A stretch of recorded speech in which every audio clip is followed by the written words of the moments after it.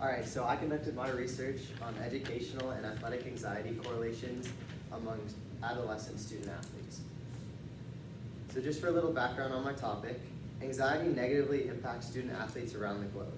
I first became intrigued with this topic when I found out that former All-Star Kevin Love, pictured here, took a break from the NBA to focus on his own mental health. From there, he started his own charity and led the NBA's awareness campaign for mental health. Since then, the movement has grown across the country with world-class athletes such as Simone Biles stepping out of the Olympics because of her own battles with anxiety during the games. In addition, #1 world-ranked women's tennis player Naomi Osaka has been very vocal in her interviews about the anxiety she has been facing as a world-class tennis player and has normalized the conversation. So adolescents have been inspired by these professional athletes beginning to speak out and destigmatize the relationship between anxiety and athletics. Normalizing these conversations and working toward the health and safety of players will lead to a better environment for all athletes. So being involved in athletics statewide, I am well positioned to distribute polls to a variety of student athletes to delve into student anxiety. The research behind this topic has grown more and more as athletes have begun to speak out to try and make a change. Paired with awareness campaigns, anxiety research in adolescents has generated an assortment of articles and studies to combat the rising crisis. So my first source in my lit review, assumptions associated with mental health literacy training, insights from initiatives in rural Australia. David Pierce and Rosemary Anderson asked the question, will training extend the benefit of mental health literacy to others? So the assumptions that were made within it is that it would increase participant mental health knowledge, increase confidence in responding to mental ill health in their fellow students, and diminish stigmatizing attitudes towards those experiencing these mental health problems. And participants in it reported increased knowledge of key mental health conditions, increased confidence to help others experiencing mental ill health, and less stigmatizing attitudes towards those suffering from these mental health difficulties. This information is key to my research. It supports the idea that it brings a perspective into which I'll direct my discussion, in addition to supporting the idea that these mental health difficulties are widespread throughout communities and can be applicable to a high school athletics team. My second source, Tackling Mental Health in Youth Sporting Programs, a pilot study of a holistic program by Tia Dowell, looked to link mental health services to organized sports in order to offer an avenue to identify and improve mental health among adolescents. So the pilot study found that by embedding an integrated mental health system involving assessment, feedback, and a multi-component intervention within the context of a holistic youth sports program resulted in reductions of anxiety as well as improvements in grit and their efficacy to manage negative emotions in addition to pro-social behavior. This research applies to my own as I will evaluate the survey of student athletes navigating anxiety that combat their mental health. Anxiety plagues student athletes, and it is essential to recognize the key symptoms that are expressed. So using the articles discussed in my lit review, I was able to garner the research question, what are the correlating symptoms of anxiety between student athletes within athletics and academics? The methodology I used was a case study involving the correlation analysis method, and this method allowed me to conduct my research while comparing a variety of factors of each type of anxiety within athletics and academics. So I distributed a 10-minute survey to reduce respondent fatigue, and this survey began with a general anxiety test to get a baseline of outside anxiety factors. Then it continued to contain questions concerning the respondent's anxiety level within their sports. These detailed involvement within the sports and their mental state during a game while on the field. Next, it was a list of contained a list of questions concerning their homework rate and performance during exams to get results of symptomatics or anxiety symptoms within their academic field. So the survey concluded with demographic section to make sure I got it from a wide base of data.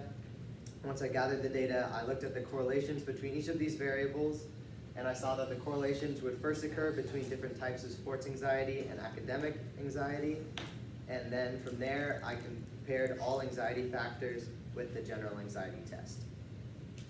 So my first results are a correlation between the level of panic during a test and the level of nervousness during a test, pictured here, and the commonality of their mind blanking during a test, pictured here. So this graph represents that by comparing anxiety symptoms within education, I was able to suggest that a student with one symptom of anxiety, such as panic during a test, had positive correlations to other symptoms. This brought the understanding that students with anxiety often face these symptoms simultaneously. This can plague students, as these symptoms can get in the way of their academics and reflect in their grades. Divya Puri was able to discuss similar correlations in her article when she found correlations between student athletes and higher rates of anxiety. So by using this article, I was able to affirm my results and the validity of them. My second result is their concentration level during a game correlated to first making mistakes and also the fear of letting others down. So this next graph was similar to academics, in which it found correlations between interspecific symptoms.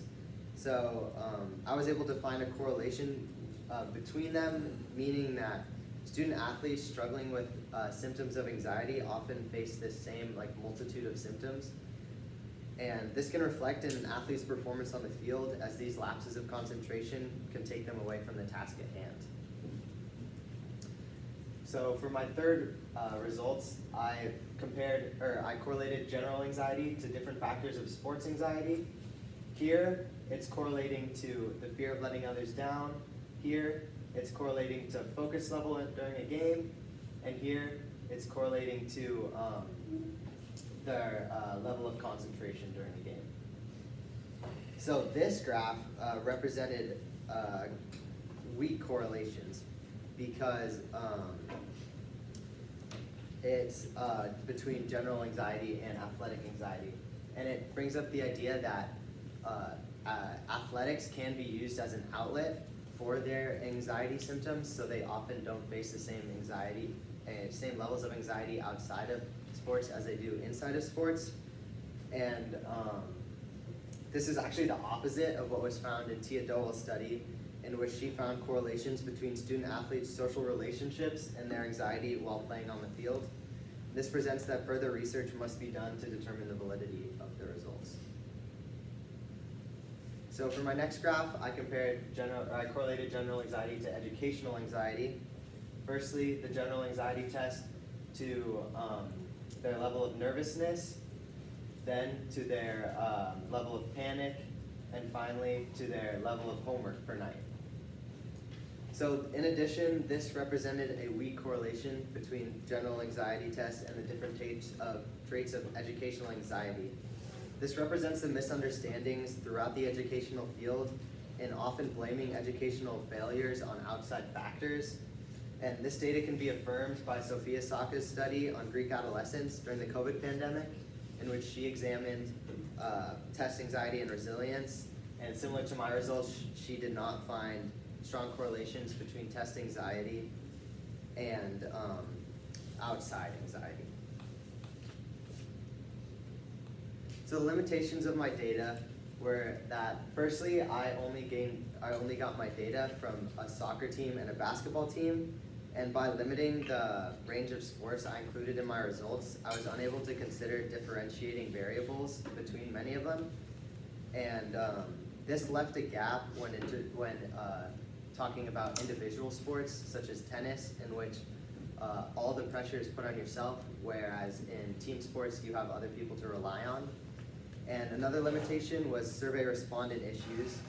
And my survey was constructed in a way to limit respondent fatigue, but it still must be understood that by applying this survey to adolescents, there could have been negligence in which students just wanted to get the survey done rather than complete it with true validity. And there's also a stigma surrounding anxiety that adolescents have that could have induced their lying while responding to the survey. So my advice for further research is that adolescents often face anxiety due to their situation at home, and the lack of correlations in the data between the general anxiety test and both athletic and educational anxiety elicits questions about their outlets for their anxiety. So I would promote further research into how adolescents use athletics and education as an escape from the anxiety they face outside of school. This could be influential in determining the relationships adolescents have with daily routines and the need for outlets away from personal life stressors. And I would also be in support of implementing mental health programs that can help promote awareness and truly change or save lives. Student athletes suffer from these symptoms and are often quieted by stigmatization, as the article in my lit review by Rosemary Anderson and David Pierce was discussed. And this stigmatization increases because of the fact that many sports are driven by this toxic masculinity, and this leads to adolescents feeling isolated and entrapped under their symptoms. So programs aimed at identifying the importance of providing help to those suffering from anxiety will help promote openness and advocacy. With a large population of students in underfunded public schools, these programs would provide an opportunity for adolescents that are often ignored to find the help that they need.